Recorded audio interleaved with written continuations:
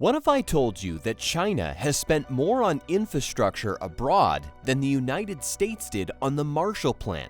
Over $1 trillion. The Belt and Road Initiative, the largest infrastructure project in human history, was supposed to reshape global trade.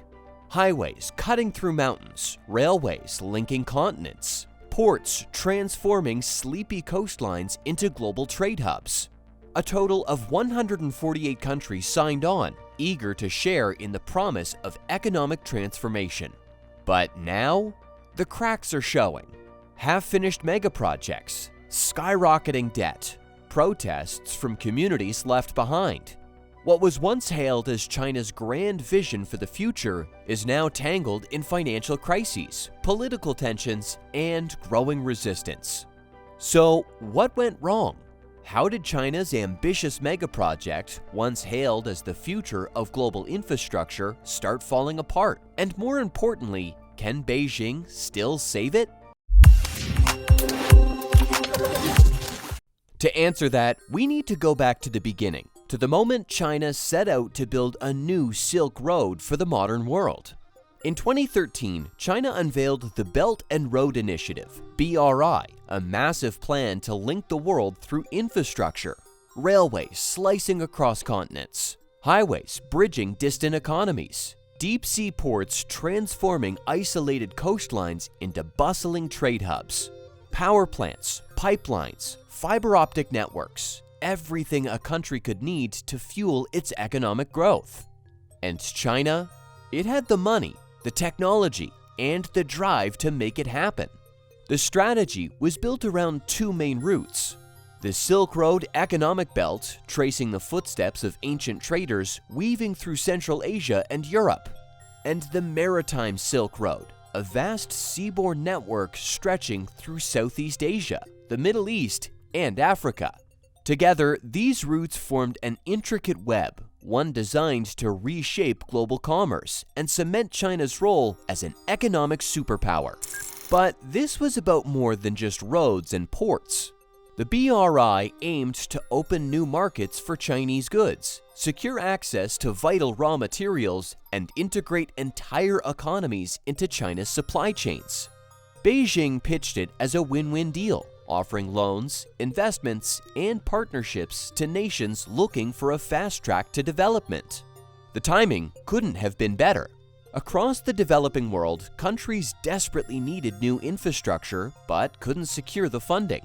Western banks saw too much risk. China saw an opportunity.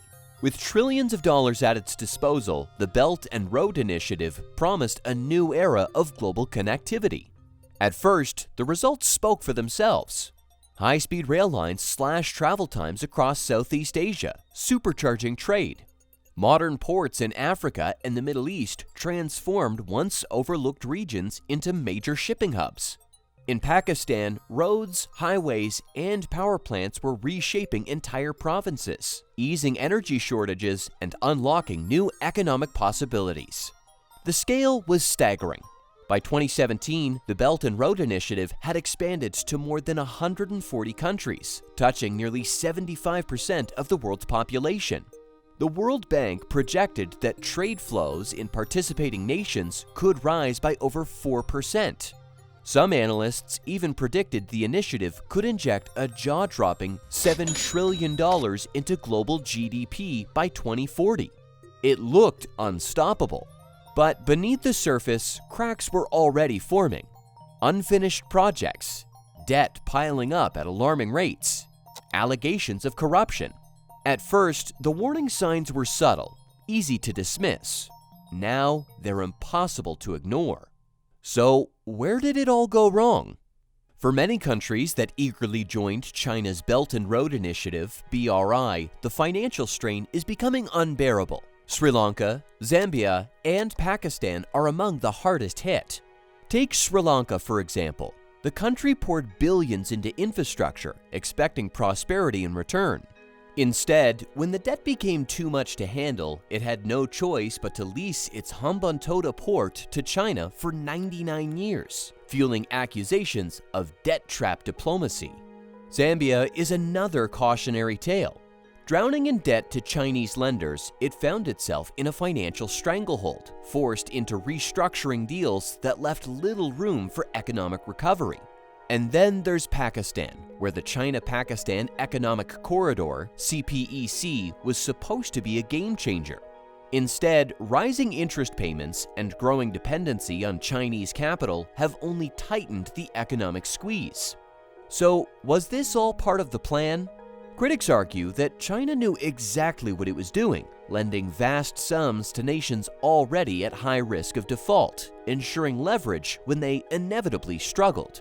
Supporters, on the other hand, say the issue isn't China's lending practices, but poor financial planning by the recipient countries. Regardless of intent, the result is clear: economic distress, rising inflation, and social unrest.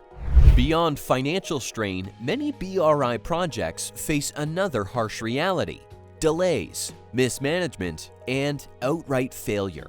Look at Pakistan's Gwadar port, once envisioned as a world-class trade hub. Instead of bustling with international commerce, it's now a focal point of protests over local disenfranchisement and economic mismanagement. In Malaysia, the East Coast Rail Link, a multi-billion-dollar railway meant to transform the country's infrastructure, was suspended over cost concerns before eventually being renegotiated. Myanmar's Chao Phraya deep-sea port scaled back due to fears of an unstable debt burden. And in Montenegro, a highway project funded by Chinese loans stalled midway, leaving the country grappling with massive debt for an unfinished road. These aren't isolated failures. Across Africa, Southeast Asia, and Latin America, nations are rethinking their involvement in these ambitious ventures.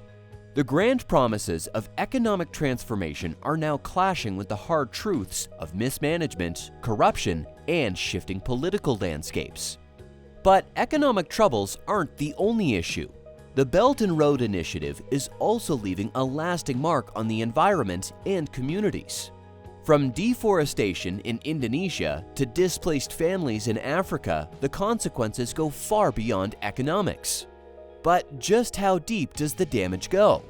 In Southeast Asia, highways and railways are cutting through dense forests, destroying critical wildlife habitats and threatening biodiversity.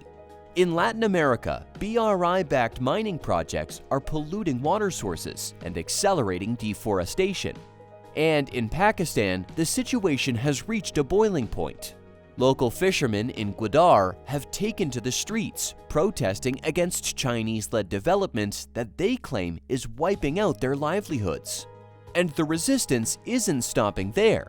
From Kenya to Laos to Argentina, protests are erupting as communities push back against projects they believe serve China's interests over their own.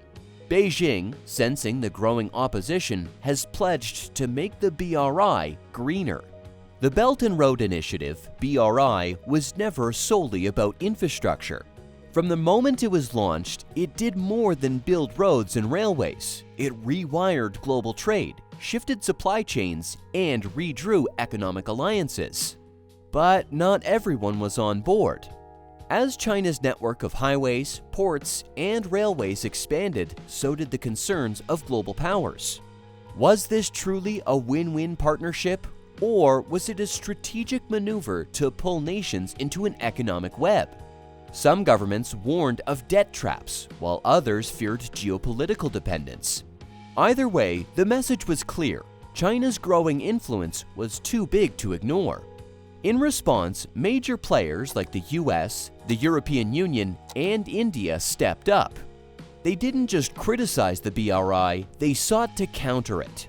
New infrastructure corridors took shape, offering alternative routes for trade and investment. Among them was one of the most ambitious projects yet, an economic corridor linking South Asia, the Middle East, and Europe. If realized, it could challenge China's dominance and reshape the global trade map. But creating a rival to the BRI is easier said than done. How will it be funded? Can it match China's speed and scale? Will nations buy in? These questions remain unanswered. So, is the Belt and Road Initiative losing momentum, or is it simply entering a new phase? A decade ago, the Belt and Road Initiative painted a picture of limitless growth, massive infrastructure, booming investments, and global connectivity. But today, that vision is shifting. China is no longer chasing rapid expansion, instead, it's recalibrating. The focus now? Sustainability, transparency, and strategic precision. So, what does this new phase look like? For starters, the era of sprawling megaprojects is fading. Instead of pushing massive highways and railways across continents, China is prioritizing smaller, more sustainable ventures. Technology, renewable energy, and digital infrastructure are taking center stage. The goal isn't just construction, it's long-term economic influence, with sectors like electric vehicles and battery production leading the way. Risk management is another major shift. Many countries that eagerly joined the BRI now face mounting debt, forcing China to reassess its strategy. The new approach? Selective investments in financially sound projects that minimize exposure to defaults. This means fewer grand announcements, but more stable, carefully planned ventures that align with China's long-term economic goals. But make no mistake, the BRI isn't going anywhere. It's evolving. The question now is, can this new, measured approach keep the initiative relevant in a rapidly changing world? Let us know your thoughts in the comments, and if you enjoyed this video, don't forget to like, subscribe, and turn on notifications so you never miss our latest deep dives into global megaprojects.